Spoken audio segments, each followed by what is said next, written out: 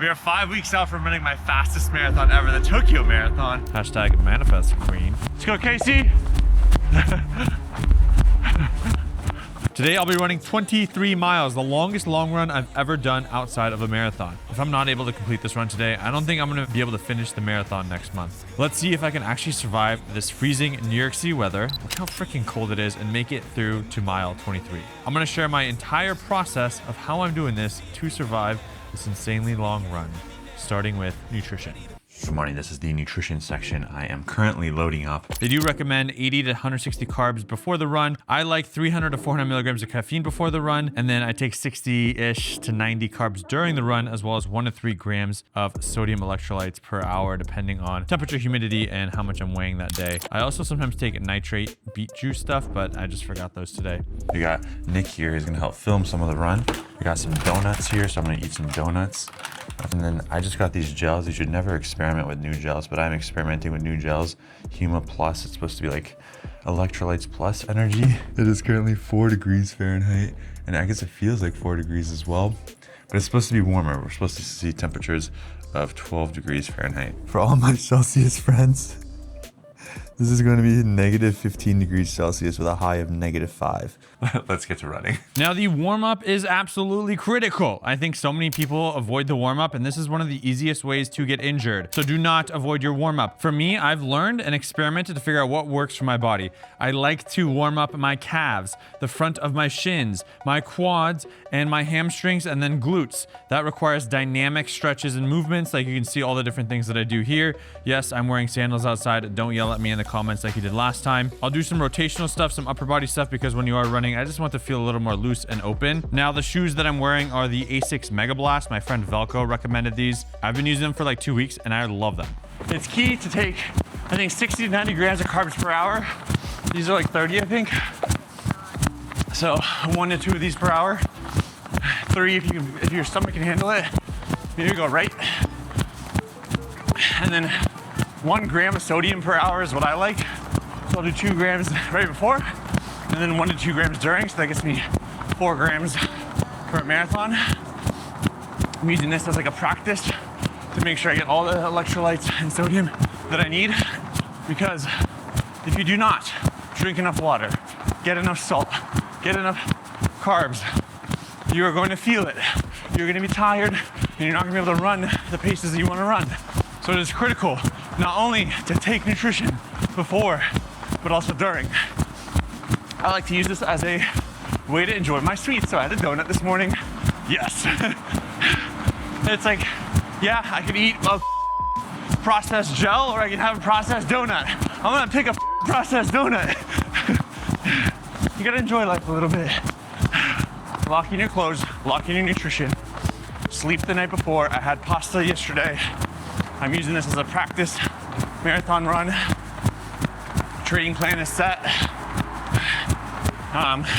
We're about 6 miles in, holding about 9-minute pace. So far, body feels okay. I'm getting a little chafing between my legs. I forgot to put Vaseline between my thighs. I have thick quads. So that's a mistake. It's gonna burn, but it is what it is. I'm just gonna keep on running. Last 12 miles, we lock in. Now, the first 5 miles, I was able to hold about an 8:34 pace, and I did have massive uncertainty if I was actually going to finish because of the miles and the weather. I think seeing Casey Neistat definitely motivated me. And then the Meta Oakley glasses that I was wearing to film, they had a light on the top right, which turns red when I'm off pace. So it was cool to see that, and I was like, okay, the battery died extremely fast last time, but this time they were surviving so far, 5 miles in. Clothing. So obviously it's 7 degrees out right now. Feels like it's going to go up to about 18 degrees Fahrenheit. Yesterday it was like 0 degrees Fahrenheit. It was like minus 15, minus 20 Celsius. Brutal. So you gotta be really intelligent with your clothing. I found my torso will get warm. I'm already sweating. I might be wearing too many layers. I'm wearing a shirt, Lululemon thermal, Patagonia jacket, and then gloves. I'm wearing a Lululemon like cold gloves, which are super thin, and then these like Columbia snow gloves. Right now, the coldest part of my body is my hands. My toes are a little cold, but they tend to warm up during the run. I'm wearing toe socks, and then on top of that, wool socks. So 2 layers of socks, 2 layers of gloves, because because it seems like my extremities get cold the most. I'm wearing Lululemon running shorts with liner, and then these bandit pants.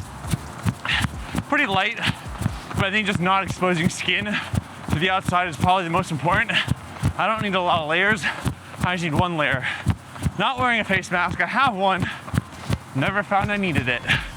So yeah, I can breathe. My mustache is getting icy, but at these temperatures, 10 degrees Fahrenheit and above, I don't need a face mask. Beanie, necessary to protect my ears. I need that. Do I need to protect my head? No. Top of my head's a little sweaty, but that's okay. I'd rather wear a beanie that's bright and beautiful rather than like earmuffs.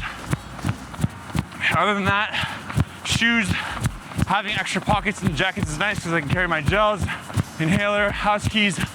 I'm not carrying water. We're gonna do one water stop at the house halfway through.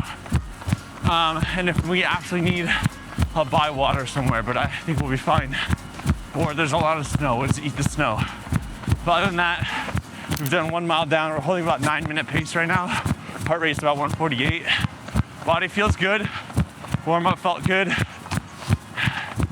Let's do this, baby. Let's.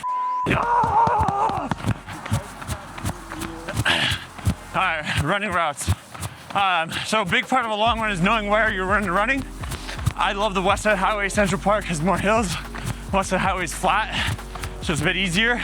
But knowing that the road is flat, no potholes, no like red lights to stop at. If it's busy with a lot of people walking, it makes it worse. So whenever I do a long run, I try to do places I've already ran before, so I don't have to think about the location. Like I know West Side Highway, we just got down. There's no stops, there's no breaks. There's a point where we're gonna hit construction here, I turn around. And if it's a long run like this, I'm probably gonna do 2 laps. So it's like down and back, just because I don't wanna deal with having to work around construction, go cutting through sidewalks, bridges, whatever it is. So we keep it simple. So always when you're doing a long run, plan your run out, do easy runs on the same path, keep it consistent. That's where like traveling gets really hard, because when you're traveling, you have to pick out a new running path. It's confusing, especially when it's icy and cold. You got to be very careful. And I already ran these paths. I knew the snow was not going to melt that much, but we have solid running paths on the bike path here. Is less icy, less dangerous. Sidewalk a little more dangerous. So I decided, for this week, bike path. But I know traditionally you don't want to do that. All right, I get it. You don't need to comment below. There's like one biker every 5 minutes because it's so freezing cold. So we're being intelligent and aware of our surroundings. Body feels good. Hands are a little cold. Other than that, feet are somewhat cold but warm. Mouth is dry. My nose is frozen. But so far feeling good. I feel really energized. The 400 milligrams of caffeine, seeing KC run, just got me motivated. We got this. All right, we're about 10 miles in, holding about 8:30, 8:20 average pace. My body feels good. We're about halfway. What I'm really scared of is we're not even fully halfway. And the second half is harder than the first half. So it's gonna be brutal. 12 miles. Whew. Faster than and longer than what we just did. The race conditions in Tokyo are gonna be flat mostly. I think the beginning part's downhill. Temperature will not be this cold. It will be good, I think 40, 50 degrees Fahrenheit, which is great race conditions. And humidity is also a factor. And the humidity there, hopefully, is not too humid. But I think overall it's not a difficult course like New York, which makes me happy. My fastest time ever is a 3:33, I think. London Marathon 2024. First and fastest ever. So the goal is to beat that time this time.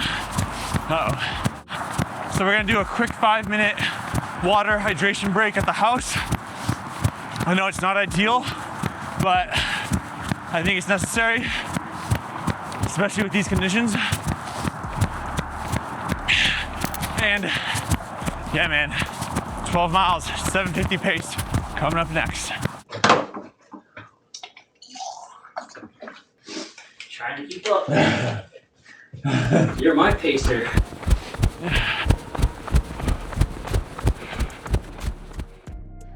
Feeling really good about 6 to 8 miles in. The last 4 miles were brutal. We were up obviously way higher on the West Side Highway in New York City and Manhattan. So there's less stores. There was no options to get water. I finished my water bottle pretty quickly. I had about 1 gram of sodium in there, but I was like, I need more water. The area was just so cold. There was no food or any places to go to. Luckily, there was this random girl wearing an orange t-shirt that I kind of paced myself behind. And, you know, I've just found when you're running here, lock in on a random stranger and use them as a way to keep yourself mentally supported. So that really helped me. If I was in a place with no other runners, I think this would be mentally much harder. Then there was a point where I started walking, and it's okay to walk sometimes. 1 more mile.